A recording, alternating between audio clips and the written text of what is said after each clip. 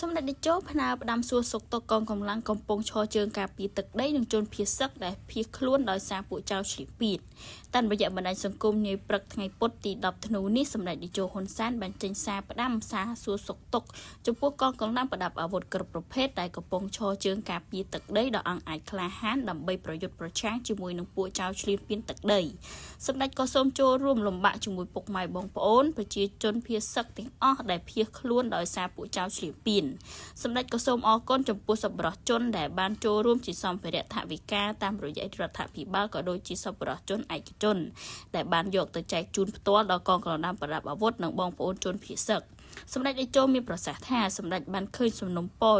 យុទ្ធតីម្នាក់ពីសមរភូមិថាសុំជាអំបុកតអជាងជួយជាមីសម្ដេចយល់ថាសំណុំពរនេះសមហេតុផលតែសម្ដេចយល់ថាការផ្ដល់ជាមីនៅតែបន្តនឹងការផ្ដល់អំបុកបន្ថែមសម្ដេចតេជោបានបន្តលើកឡើងថាស្រូវថ្មីកំពុងច្រូតកាត់សូមបងប្អូនសប្បុរសជនជួយទិញស្រូវធ្វើអំបុកឬជួយទិញអំបុកពីប្រជាជនយកទៅថែមជូនកងទ័ពឬប្រជនភៀសសឹកសម្រាប់ការវេចខ្ចប់គួរធ្វើត្រឹមកញ្ចប់1គីឡូឬ2គីឡូសម្រាប់យុវជនម្នាក់ៗយកតាមខ្លួនប្រសិនបើដាក់ជាបាវឬការរងលំបាកដល់ការចែក